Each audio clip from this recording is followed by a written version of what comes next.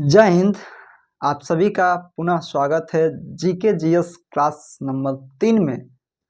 साथियों, मैंने previous 2 lecture में नेशनल सिंबल के बारे में फुल डिस्कशन किया है।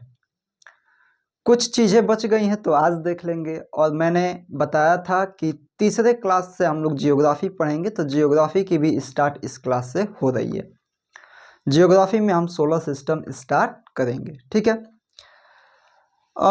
मैंने पिछले क्लास में मैंने बताया था कि जो हम लोग का राज्य चिन्ह है, राज्य चिन्ह, ठीक ना, राज्य चिन्ह में जो 4 जानवर थे, ठीक ना, 4 जानवर थे, कौन कौन से थे?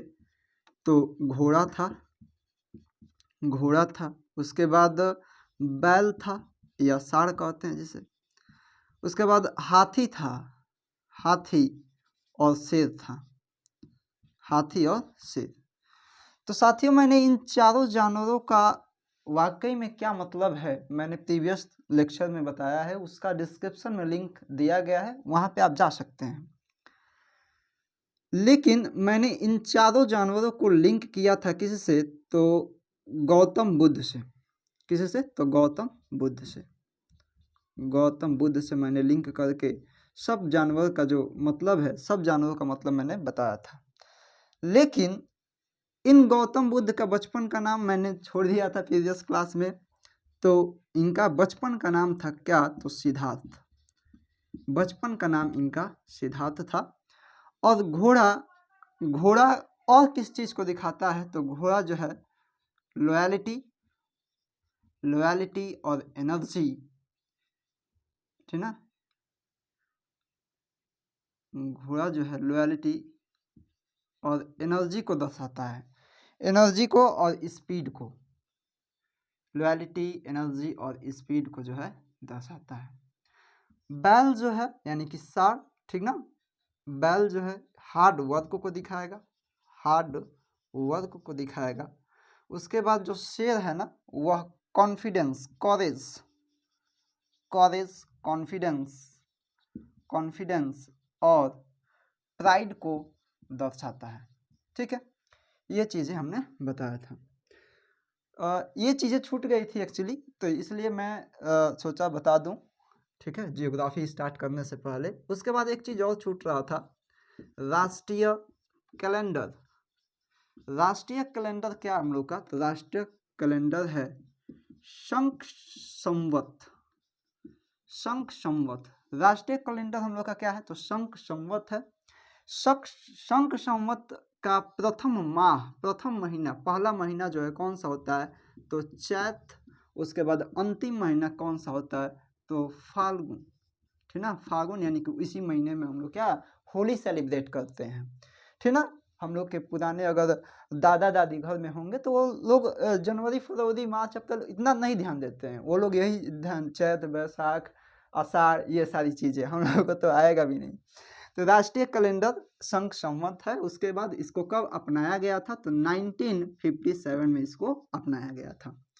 तो ये सारी चीज़ें छूट रही थी साथियों, मैंने इन सारी चीज़ों को डिस्कस करना समझा, क्योंकि मैं चाहता हूँ कि प्रश्न मतलब ऐसा कुछ ना हो जो रह जाए, अर्थात मतलब इस क्लास जो मैं जीके जीएस का क्लास ले रहा हूँ, इससे कुछ बाहर न जाए, ठीक है। तो आगे की पड़ाव में हम लोग जियोग्राफी पढ़ने वाले हैं, और जियोग्राफी में हम लोग स्टार्ट करने वाले हैं सोलर सिस्टम, ठीक है। मैं इनको मिटाना चाहता हूँ तो मिटा देता हूँ, ठीक है। सोलर सिस्टम पढ़ेंगे साथियों। सोलर सिस्टम में सबसे पहले अगर हम बात करेंगे किसकी? तो सन। और सन का ऊपरी लेयर यानी कि सन के जो ऊपर वाला लेयर है, उस लेयर को हम लोग कहते हैं, क्या कहते हैं? तो कोरोना कहते हैं, ठीक ना। कोरोना, वो वाला कोरोना नहीं जो 19 में आया था, 2019 में, जिसके वजह से कोविड-19 हम लोगों ने नाम रख दिया था। तो इसका नाम ही एक्चुअली क्या है? कोरोना है, ठीक है। उसके बाद ग्रहों की बात करें तो ग्रह कितने हैं? तो ग्रह साथियों 8 हैं, ठीक ना। कितने हैं? 8।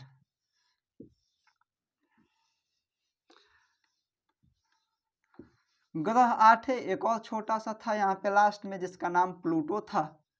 प्लूटो यानी कि यम, ठीक ना, इसको ग्रह की श्रेणी से हटा दिया गया है। कब हटाया गया था, तो मैं बता दूं कि 1930 में इंटरनेशनल एस्ट्रोनॉमिकल यूनिट द्वारा इसे खोजा गया, ठीक है। और 2006 में इसे ग्रहों में से क्या, ग्रहों की श्रेणी में से हटा दिया। क्या वहां से हटा करके दूसरी जगह कर दिया गया क्या? नहीं, ऐसा नहीं है। बस मतलब वहीं पे है ये, लेकिन इसको केवल ग्रह की श्रेणी में, ग्रह नहीं मानेंगे इसको। क्या नाम दे दिया गया इसको? इस प्लूटो को बौना ग्रह नाम दे दिया गया, ड्वार्फ प्लेनेट नाम दे दिया गया, ड्वार्फ प्लेनेट, ठीक ना। क्यों क्यों इसको बौना ग्रह कह दिया गया? क्योंकि यह जो है आखिरी वाला जो ग्रह है, या जो ग्रह के जो नियम है, ग्रह होने के क्या क्या शर्त हैं, उनको फॉलो नहीं करता था ये, ठीक ना। ग्रह होने का पहला शर्त है कि वह सूर्य का चक्कर लगाएगा ना, रिवॉल्यूशन ऑफ सन, और क्या है, तो उसके बाद यह दूसरे के ऑर्बिट में नहीं प्रवेश करेगा। लेकिन यह जो क्या करता था ना, कि ये नेपच्यून के, ठीक ना, नेपच्यून के ऑर्बिट में प्रवेश कर जाता था, कह सकते हैं कि उसके ऑर्बिट को यह काट देता था। इसलिए जो है इसको क्या कर दिया गया, तो ड्वार्फ प्लेनेट में रख दिया गया, ग्रह की श्रेणी से, प्लेनेट की श्रेणी से हटा दिया गया, ठीक है। कौन कौन से ग्रह हैं साथियों, तो इसको जान लेते हैं। तो यहाँ पे सबसे पहले है मरकरी, मरकरी के बाद हम लोग का आ जाएगा वेनस, वेनस के बाद अर्थ, अर्थ के बाद मार्स, उसके बाद जुपिटर, जुपिटर के बाद स्टेरन, उसके बाद क्या, यूरेनस, यूरेनस के बाद नेपच्यून, ठीक ना। हिंदी में बात कर लेते हैं, तो इसको कहते हैं बुध, इसको कहते हैं शुक्र, और इसको पृथ्वी, पृथ्वी के बाद मंगल, मंगल के बाद बृहस्पति, बृहस्पति ना, बृहस्पति, उसके बाद शनि, शनि, उसके बाद क्या, अरुण, अरुण, और उसके बाद वरुण, वरुण। यहाँ पे क्या है, तो यहाँ पे जो है, यहाँ पे एक बेल्ट है, जिसे हम क्षुद्र ग्रहों का बेल्ट कहते हैं, या एस्टेरॉइड बेल्ट कहते हैं, एस्टेरॉइड बेल्ट कहते हैं, क्षुद्र ग्रह का बेल्ट कहते हैं, ठीक ना। उसके बाद अगर हम और बात करें, तो यह जितने भी ग्रह हैं, या जितने भी और भी हम लोग यहाँ पे देखते हैं, पिंड वगैरह देखते हैं, क्या केवल ग्रह ही सन का चक्कर लगाते हैं? नहीं, ग्रह के साथ साथ ये जो छोटे छोटे और भी पिंड रहते हैं, जिन्हें हम कॉमेट कहते हैं ना, ये भी क्या कहते हैं, तो सूर्य का चक्कर लगाते हैं। सूर्य का चक्कर ग्रहों के साथ साथ कॉमेट भी लगाते हैं। जितने भी मतलब एस्ट्रोनॉमिकल यूनिट हैं, सब जो है सूर्य का चक्कर लगाते हैं। सूर्य किसका चक्कर लगाता है, तो हम लोग के आकाश गंगा का, ठीक ना, उसका चक्कर लगाता है, ठीक ना। उसके बाद जो है और बात करें अगर यहाँ पे एस्ट्रोनॉमिकल यूनिट, क्या ये जो केवल सूर्य का चक्कर लगाते हैं, जितने भी ग्रह हैं, क्या केवल ये सूर्य का चक्कर लगाते हैं? तो नहीं, यह सूर्य का चक्कर केवल नहीं लगाते हैं, यह अपना अपना मतलब अपना मोशन भी कंटिन्यू रखते हैं, यानी कि यह रिवॉल्यूशन के साथ साथ रोटेशन मोशन भी करते हैं। रिवॉल्यूशन मतलब यह पूरा मतलब इनका क्या है, एक ऑर्बिट है, ऑर्बिट में ये लोग क्या करते हैं, अपना अपना ऑर्बिट में ये लोग चक्कर लगाते हैं, ठीक है, अपना अपना ऑर्बिट में चक्कर लगाते हैं। और रोटेशनल मोशन का मतलब क्या है, कि ये अपने आप मतलब अपनी स्थिति, अपने जगह पे ही, अपने एक्सिस पे क्या करते हैं, तो यह मूव करते हैं, जिनके वजह से, जिसके कारण दिन और रात होता है, ठीक ना। तो यह जो है रिवॉल्यूशन के साथ साथ रोटेशन मोशन भी करते हैं, ठीक ना। सबसे कम दिनों में रिवॉल्यूशन की प्रक्रिया कौन पूरा कर लेता है, तो मात्र 88 दिन में ये जो मरकरी है, मरकरी मात्र 88 दिनों में सूर्य की एक परिक्रमा पूरा कर लेता है। यानी कि हम लोग मरकरी पर रहते तो हम लोग हैप्पी न्यू ईयर मात्र 88 दिन में मनाते, ठीक ना। तो 88 दिन में यह पूरा करता है। ये कितने दिन में, अर्थ जो है 365 दिन लगभग लेता है, ठीक ना, 365 दिन। सबसे अधिक समय कौन लेता है, तो ये लेता है नेपच्यून। सबसे अधिक समय अर्थ का वन रिवॉल्यूशन पूरा करने में सबसे अधिक समय लेने वाला प्लेनेट कौन है, तो वरुण है, ठीक ना, नेपच्यून है, ठीक है। एक बार मैं देख लूं कि वीडियो सही आ रहा है कि नहीं।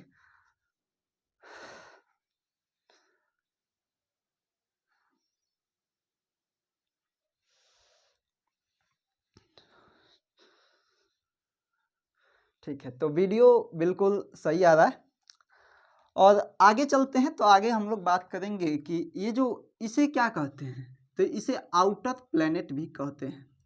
आउटर प्लैनेट, आउटर प्लैनेट या आउटर प्लैनेट या जोवियन प्लैनेट के नाम से भी जाना जाता है। जोवियन प्लैनेट, ठीक ना। इन्हें किस नाम से जानते हैं, तो इन्हें जो है इनर प्लैनेट के नाम से जानते हैं। इनर प्लैनेट, इनर प्लैनेट या क्या, तो टेरेस्ट्रियल प्लैनेट,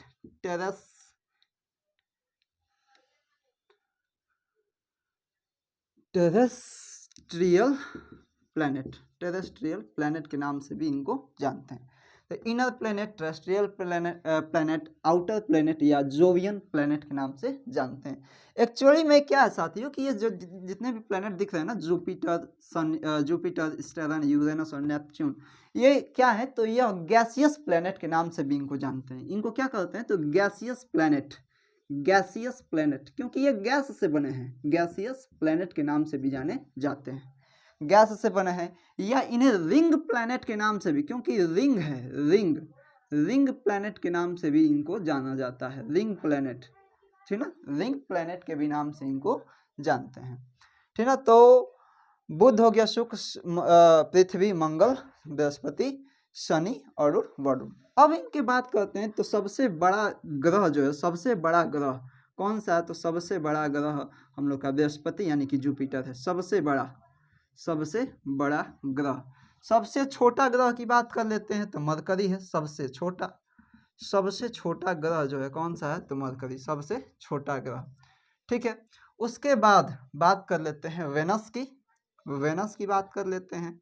तो वेनस जो है क्या करता है ना, वेनस जो है सबसे स्लो रोटेशनल मोशन की बात करें अगर, रोटेशनल मोशन, रोटेशनल मोशन की अगर बात करें तो सबसे स्लो मोशन करता है ये, स्लोवेस्ट रोटेशनल मोशन करने वाला ग्रह है। उसके बाद अपने अक्ष पे सबसे तेज घूमने वाला जुपिटर है, सबसे तेज, यानी कि रोटेशनल मोशन करेगा, रोटेशनल मोशन करेगा और सबसे तेज रोटेशनल मोशन करेगा कौन, तो सबसे तेज यानी कि फास्ट, फास्टेस्ट ना, सबसे तेज करेगा और यह सबसे स्लो करेगा, ठीक है।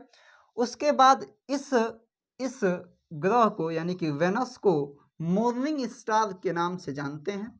किस नाम से, तो मॉर्निंग स्टार। उसके बाद इवनिंग स्टार भी इसी को कहते हैं, इवनिंग स्टार, इवनिंग स्टार भी इसी को कहते हैं। रेड प्लैनेट, रेड प्लैनेट किसे कहते हैं, तो रेड प्लैनेट मंगल को, मार्स को कहते हैं रेड प्लैनेट, रेड प्लैनेट जो है मंगल को कहते हैं, रेड प्लैनेट जो है मंगल को कहते हैं। उसके बाद शनि की बात कर लें अगर, तो सबसे ज्यादा उपग्रह की संख्या 85 है, यानी कि satellite, natural satellite, natural satellite की बात करें तो 85 हैं।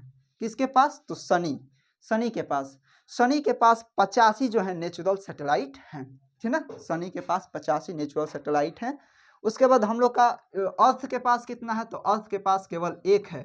नेचुरल सैटेलाइट की बात करें, नेचुरल सैटेलाइट, सैटेलाइट की बात करें तो अर्थ के पास एक है, डेट इज क्या, मून, डेट इज मून। सबसे बड़ा, अगला सवाल, सबसे बड़ा जो है, सबसे बड़ा सैटेलाइट, सबसे बड़ा सैटेलाइट यानी कि सबसे बड़ा उपग्रह कौन सा है, तो सबसे बड़ा उपग्रह के बाद उपग्रह की बात करेंगे तो गेनीमेड, कौन सा है, तो गेनीमेड, गेनीमेड जो है सबसे बड़ा उपग्रह है। दूसरा सबसे बड़ा यानी कि दूसरा सबसे बड़ा उपग्रह, दूसरा सबसे बड़ा उपग्रह, दूसरा सबसे बड़ा उपग्रह की बात करें अगर हम लोग तो कौन सा है, तो टाइटन, टाइटन उपग्रह किसका है, तो शनि का है, शनि ग्रह का है। और ये गेनीमेड किसका है, तो यह जो है जुपिटर का है। इस बात को भी ध्यान रखेंगे। सबसे बड़ा सैटेलाइट, सबसे बड़ा उपग्रह कौन सा है, तो गेनीमेड। दूसरा सबसे बड़ा उपग्रह तो टाइटन है, ठीक ना। उसके बाद ग्रहों की संख्या सबसे अधिक किसके पास है, तो 85। उसके बाद अगला सवाल, अगला सवाल की बात करें अगर, तो ये दो ग्रह ऐसे हैं, मार्स और वेनस, मार्स और वेनस जो दो ग्रह ऐसे हैं जिनके पास कोई उपग्रह नहीं है, कोई उपग्रह कोई उपग्रह नहीं है, कोई उपग्रह नहीं है इनके पास, ठीक है, कोई उपग्रह नहीं है। उसके बाद बात करें कि कौन सा ऐसा ग्रह है साथियों, कौन सा ऐसा ग्रह है जिसके पास वातावरण नहीं है, यानी कि इन्वायरमेंट नहीं है। तो इन्वायरमेंट लेस प्लैनेट कौन सा है, तो मरकरी है। मरकरी के पास क्या है, तो वातावरण, इन्वायरमेंट नहीं है, ठीक ना। मरकरी के पास वातावरण नहीं है, ठीक ना। क्यों नहीं है बताते हैं रीजन। जब सन से सोलर फ्लेयर चलता है, जब आंधी तूफान सोलर फ्लेयर चलता जब है, तो क्या करता है कि इसके वातावरण को वो लेकर के चला जाता है, ठीक ना। तो ऐसे दिन पे दिन ना ज्यादा समय तक प्रक्रिया चली और वातावरण इसका गायब हो गया, वातावरण इसका न रहा। पृथ्वी का भी वातावरण नहीं रहता सोचिए, लेकिन पृथ्वी का वातावरण को बचाता है कौन, तो हम लोग नाम सुने हैं किसका, तो अर्थ मैग्नेट का, ठीक ना। अर्थ मैग्नेट का नाम सुने हैं। वो क्या करता है, जैसे कि अगर मान लीजिए कि अगर मैग्नेट को अगर हम इस प्रकार कंसीडर करें नॉर्थ और साउथ में, तो हम लोग सभी जानते हैं कि मैग्नेटिक फील्ड लाइंस नॉर्थ से साउथ की तरफ चलती हैं, ऐसे करके, ठीक ना। इसको मिटा देते हैं थोड़ा सा, ठीक ना। तो यहाँ पे हम लोग का क्या था, यहाँ पे और यहाँ पे मार्स था, अर्थ था और वेनस था। तो यहाँ पे अगर मैग्नेटिक फील्ड लाइंस की हम बात कर रहे थे, ऐसे ऐसे कर जाती हैं, तो जब इधर से ये आता है तो ये मैग्नेटिक फील्ड लाइन की वजह से दो भाग में बढ़ जाता है, दो भाग में बढ़ जाता है। इस वजह से जो है हम लोग क्या है, सेफ है, हम लोग का वातावरण कभी गायब नहीं होगा, ठीक है। उसके बाद आगे चलते हैं कि सबसे गर्म यानी कि hottest planet in our solar system. तो hottest planet in our solar system कौन है, तो वेनस है। Venus is hottest, hottest planet in our solar system. क्यों हॉटेस्ट है, क्यों सबसे गर्म है, क्योंकि यहाँ पे जो है ग्रीन हाउस गैसेस बहुत अधिक मात्रा में पाई जाती हैं। ग्रीन हाउस गैसेस की अधिकता जो है बहुत अधिक है यहाँ पे, ठीक ना। ग्रीन हाउस गैसेस यानी कि कार्बन डाइऑक्साइड, हीलियम, बहुत सारी गैसेस यानी कि बहुत अधिक मात्रा में यहाँ पे पाई जाती है। सबसे अधिक घनत्व यानी कि डेंसिटी, सबसे अधिक घनत्व किसका है, तो हम लोग के अर्थ का है, ठीक ना, पृथ्वी का है, ठीक है। उसके बाद कोल्डेस्ट की बात करें तो ये नेपच्यून, सूर्य से बहुत दूर है, तो नेपच्यून जो है क्या है, सबसे कोल्डेस्ट है, यानी कि सबसे ठंडा ग्रह के रूप में जाना जाता है, कौन, नेपच्यून, ठीक है। उसके बाद ग्रीन प्लैनेट यानी कि अर्थ का जो है, अर्थ का दूसरा नाम अगर हम कहें, अर्थ का दूसरा नाम, अदर नेम ऑफ अर्थ की बात करें तो इसको ग्रीन प्लैनेट के नाम से भी जानते हैं, ग्रीन प्लैनेट के नाम से भी इसको जानते हैं अर्थ को, ठीक है। ये सारी चीज़ें मैं मिटा देता हूँ, ठीक है ना। ग्रीन प्लैनेट के नाम से भी इसको जानते हैं, ग्रीन प्लैनेट के नाम से जानते हैं, ठीक ना। फिर अगला बात करें अगर हम कि कौन सा ऐसा ग्रह है जो देखने में हरा लगता है, यानी कि ग्रीन कलर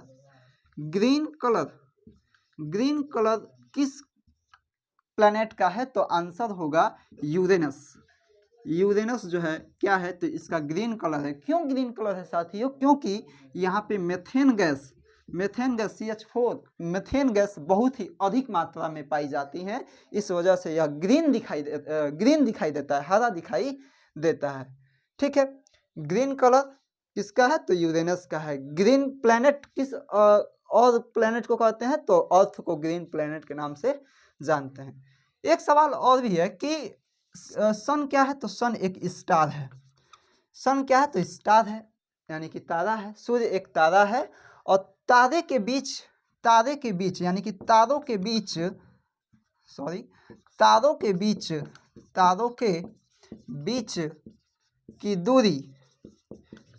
बीच की दूरी किस इकाई से मापते हैं, तो आंसर होगा लाइट ईयर, प्रकाश वर्ष। लाइट ईयर से हम तारों की दूरी नापते हैं, तारों के बीच की दूरी नापते हैं, ठीक ना।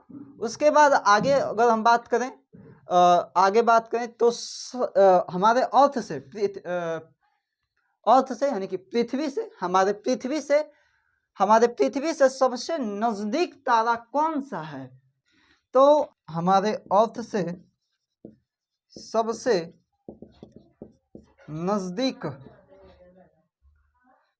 नजदीक तारा कौन सा है? तो सूर्य है। कौन सा है? तो सूर्य है। दूसरा सबसे नजदीक तारा हमारे पृथ्वी से दूसरा सबसे नजदीक तारा कौन सा है? तो दूसरा सबसे नजदीक तारा कौन सा है? तो प्रॉक्सिमा सेंटोरी हमारे पृथ्वी से दूसरा सबसे नजदीक तारा है। सबसे पहला नजदीक तारा हमारा सूर्य है, ठीक ना। दूसरा प्रॉक्सिमा सेंटोरी है, दूसरा प्रॉक्सिमा सेंटोरी। और कुछ नहीं बच रहा है हमको लग रहा है कि और देख लेते हैं। हॉटेस्ट हो गया, सबसे अधिक चमकने वाला ग्रह, बहुत बढ़िया। सबसे अधिक चमकने वाला ग्रह कौन सा है? तो ये वेनस है। सबसे अधिक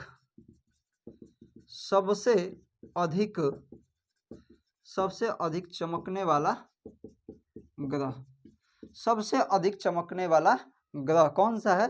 तो वेनस है। मॉर्निंग स्टार, इवनिंग स्टार मैंने बता दिया। रेड प्लेनेट मैंने बता दिया, मार्स को कहते हैं, ठीक है। उसके बाद ग्रीन प्लेनेट किसे कहते हैं? किस प्लेनेट का कलर जो है ग्रीन दिखता है, ये भी मैंने बता दिया, ठीक ना। दूसरा सबसे बड़ा ग्रह कौन सा है? सबसे अधिक डेंसिटी किसकी है? तो अर्थ की है। दूसरा सबसे बड़ा ग्रह किसका कौन सा है? तो शनि है। सेकेंड बिगेस्ट प्लैनेट, ठीक ना। सबसे स्मॉलेस्ट, सबसे छोटा कौन सा है? तो स्मॉलेस्ट प्लैनेट हम लोग का ये है मरकरी, स्मॉलेस्ट प्लैनेट है, ठीक है, स्मॉलेस्ट प्लैनेट। उसके बाद नेचुरल सैटेलाइट इंडिया किसका? अर्थ का एक है। सबसे अधिक किसका है? तो शनि का है, ठीक ना। दूसरा सबसे बड़ा उपग्रह कौन सा है? तो टाइटन है। उसके बाद पहला सबसे यानी कि सबसे बड़ा उपग्रह की बात करें तो कौन सा था? तो गैनीमेड, ठीक ना। यम की कहानी मैंने बता दिया, यानी कि प्लूटो की भी कहानी बताया। 1930 में जो है इसको खोजा गया था, ठीक ना। और एक चीज और बताऊं कि गैनीमेड जो है ना, गैनीमेड इसे कौन खोजा था? तो सबसे पहले कौन खोजा था? तो गैलीलियो साहब ने इसको खोजा था। गैलीलियो सब इसको क्या किए थे? तो इसको खोजे थे, ठीक है। लार्जेस्ट एंड ब्राइटेस्ट, ठीक ना। लार्जेस्ट एंड ब्राइटेस्ट यानी कि सबसे बड़ा और सबसे तेज चमकने वाला एस्ट्रोनॉइड कौन सा है? ठीक ना। एस्ट्रोनॉइड कौन सा है? तो वह है सेरस, या साइरस इसे बोलते हैं, साइरस, ठीक ना। साइरस सब लार्जेस्ट एंड ब्राइटेस्ट एस्ट्रॉइड, ठीक है। मरकरी सबसे कम दिन लेता है चक्कर रिवॉल्यूशन पूरा करने में। रिवॉल्यूशन और रोटेशन मैंने बताया है कि जो सूर्य का चक्कर लगाएगा वह क्या है? रिवॉल्यूशन है। रोटेशन क्या है? तो जो अपने अक्ष पे, अपने एक्सिस पे क्या करेगा? मोशन करेगा, घूर्णन गति उसे कहते हैं ना, रोटेशनल मोशन, ठीक ना। तो ये सारी चीजें मैंने बताई। उसके बाद सारी चीजें मैंने कवर कर ली है। उसके बाद करंट अफेयर्स की बात करते हैं हम लोग। करंट अफेयर्स मैंने ये भी बताया है कि सूर्य का जो बाहरी लेयर है उसे कोरोना कहते हैं, ठीक ना। सूर्य एक तारा है और पृथ्वी के सबसे नजदीक तारा कौन सा है? सूर्य पृथ्वी का दूसरा सबसे नजदीक तारा तो प्रॉक्सिमा सेंटोरी।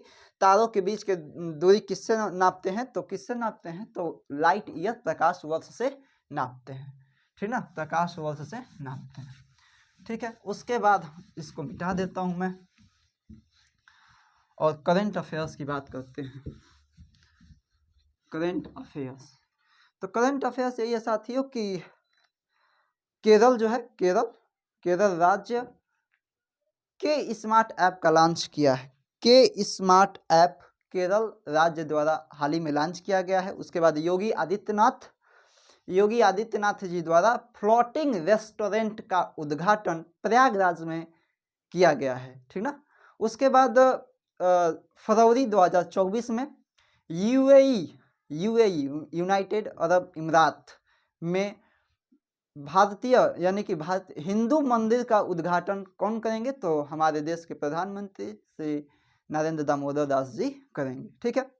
3 हो गए। उसके बाद अगला सवाल, तो 4 जनवरी को, ठीक ना, 4 जनवरी को ब्रेल दिवस, विश्व ब्रेल दिवस मनाया गया, विश्व ब्रेल दिवस के रूप में मनाया गया 4 जनवरी को, ठीक ना। अगला सवाल, दिनेश कुमार त्रिपाठी जी को नौसेना के उप प्रमुख नियुक्त किया गया। दिनेश कुमार त्रिपाठी, दिनेश कुमार त्रिपाठी जी को क्या नौसेना के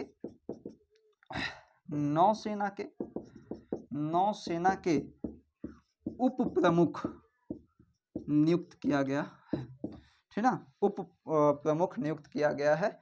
उसके बाद प्रधानमंत्री विश्वकर्मा योजना, प्रधानमंत्री विश्वकर्मा योजना को लागू करने वाला प्रथम यूनियन टेरिटरीज यानी केंद्र शासित प्रदेश कौन बन गया है, तो जम्मू कश्मीर। जम्मू कश्मीर जो है प्रधानमंत्री विश्वकर्मा योजना को फॉलो करने वाला प्रथम यूनियन टेरिटरीज बना है। तो यह क्लास थी आज की, आज का सेशन। आई होप कि बहुत प्यारा लगा होगा आपको। और अगले सेशन में हम लोग स्टार्ट करेंगे उस अब अर्थ पे आ जाएंगे, ठीक ना। सोलर सिस्टम हम लोग का खत्म हो गया, उसके बाद अर्थ पे आ जाएंगे। अर्थ में लॉन्गिट्यूड, लैटिट्यूड, ये सारी बातें का डिस्कशन करते हुए हम लोग आ जाएंगे अपने इंडिया पे, और इंडियन जियोग्राफी की हो जाएगी स्टार्ट। तो जय हिंद मेरे प्यारे साथियों।